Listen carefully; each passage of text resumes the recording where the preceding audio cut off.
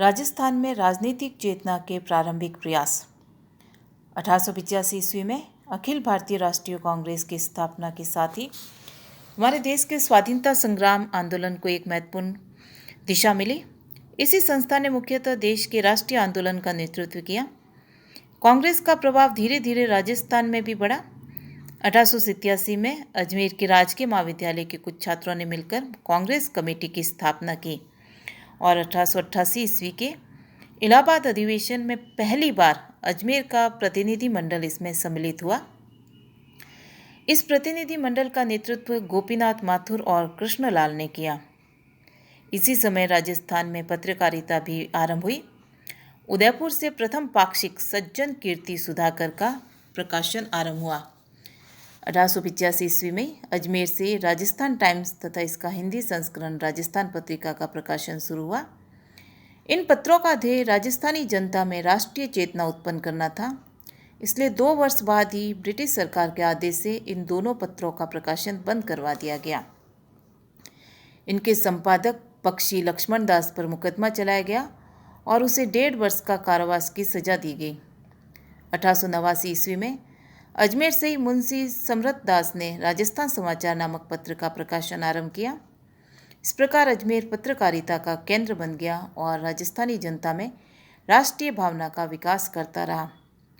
परंतु राजस्थान के राजाओं को अपनी जनता में राजनीतिक चेतना का विकास पसंद नहीं था, क्योंकि उन्हें अंदेशा था कि जागृत जनता उनसे अपने राजनीतिक अधिकारों की मांग करेगी, जिसके फलस्वरूप उनकी निरंकुश शासन व्यवस्था खतरे में पड़ जाएगी। अतः उन्होंने राज्यों में राजनीतिक चेतना के मार्ग में अवरोध उत्पन्न करने का प्रयास किया और राजनीतिक नेताओं को कठोर नियंत्रण में रखने का निश्चय किया। राजस्थान में स्वदेशी आंदोलन। 1905 में बंग भंग को लेकर बंगाल में जो जबरदस्त स्वदेशी आंदोलन उठा, उसने संपूर्ण भारत को अपनी चपेट में लिया। बंगम भंग आंदोलन के दौरान स्वदेशी आंदोलन को अत्यधिक महत्व दिया गया तथा विदेशी वस्तुओं का बहिष्कार किया जाने लगा। राजस्थान में स्वदेशी आंदोलन का आरंभ बांसवाड़ा, सिरोही, मेवाड़ और डूंगरपुर में हुआ। सिरोही में संप समाज संस्था स्थापित की गई।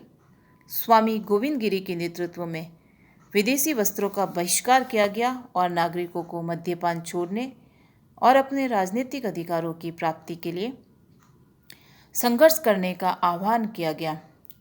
संप सभा की इस प्रकार की गतिविधियों से ब्रिटिश सरकार सतर्क हो उठी और 1908 ईस्वी में सरकार ने एक आदेश जारी कर संप समाज संस्था को गैर कानूनी घोषित कर दिया।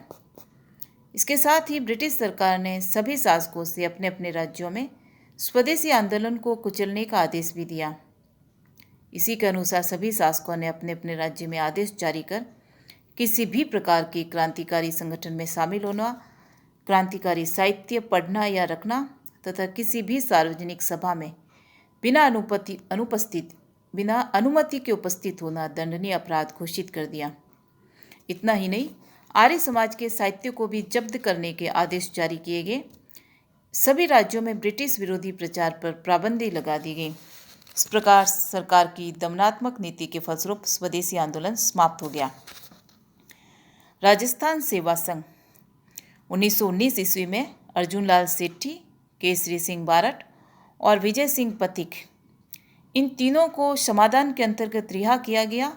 अपनी रिहाई के बाद तीनों महात्मा गांधी से मिले और गांधी जी की सलाह से वर्धा में उन्होंने राजस्थान सेवा संघ की स्थापना की। 1920 में इस संस्था को अजमेर स्थानांतरित कर दिया गया।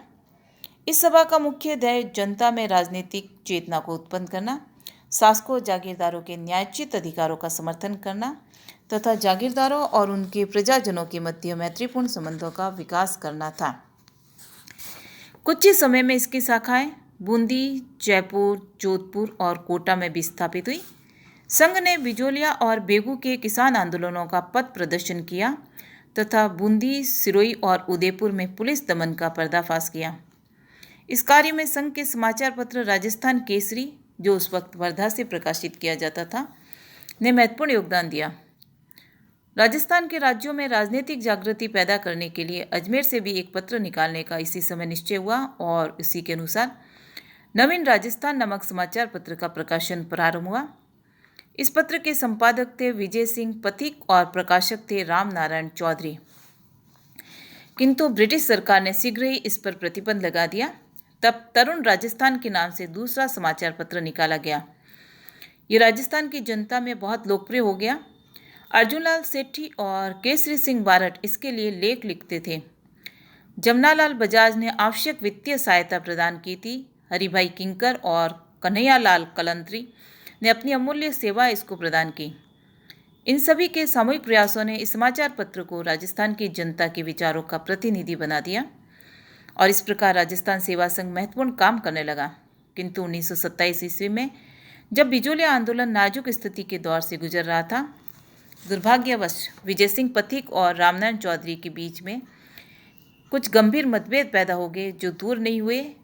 हालांकि गणेश शंकर विद्यार्थी ने दोनों के बीच समझौता कराने का अथक प्रयास किया, किंतु ये हुआ नहीं। परिणाम स्वरूप राजस्थान सेवा संघ को ही भंग कर दिया गया। किंतु इसमें कोई संदेह नहीं कि इस जैसी दूसरी संस्था का राजस्थान में फिर गठन नहीं हो पाया और इसने राजस्थान में राजनीतिक चेतना उत्पन्न करने के लिए सराहनीय काम किया था। राजस्थान मध्य भारत सभा। अखिल भारतीय राष्ट्रीय कांग्रेस के प्रमुख नेता देसी रियासतों में हस्तक्षेप करने अथवा न करने पर अभी तक कुछ विचार नहीं कर पा रहे थे कि देसी रियासतों के प्रमुख कर्मठ कार्यकर्ताओं ने 1919 में कांग्रेस के दिल्ली अधिवेशन के दौरान अपनी बातचीत के बाद अपनी तरफ से अपनी एक पृथक संस्था स्थापित करने का निश्चय किया।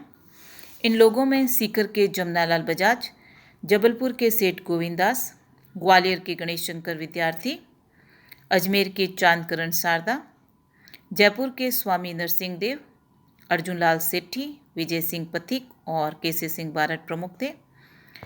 इस नई संस्था का नाम राजस्थान मध्य भारत सभा रखा गया और इसका प्रथम अधिवेशन 29 दिसंबर 1919 ईस्वी को दिल्ली के चांदनी चौक में स्थित मारवाड़ी पुस्तकालय भवन में जमनालाल बजाज की अध्यक्षता में संपन्न हुआ। इस सभा का मुख्य उद्देश्य रियासतों की जनता को राष्ट्रीय कांग्रेस की गतिविधियों से परिचित करवाकर उनमें राजनीतिक चेतना का विकास करना था। इसका प्रधान कार्यालय अजमेर में स्थापित किया गया। इसकी मुख्य गतिविधियां थी सेवा समितियों की स्थापना, विभिन्न स्थानों पर सभाएं आयोजित करना, प्रवासी राजस्थानियों का सहयोग प्राप्त करना, शासकों के अन्याय के विरुद्ध छेड़े जाने वाले संघर्षों को सहयोग देना, अछूत जातियों के उत्थान के लिए प्रयास करना तथा स्थानीय जागीरदारों के दमनकारी कार्यों के विरुद्ध कृषक आंदोलनों का आयोजन करना और संचालन करना।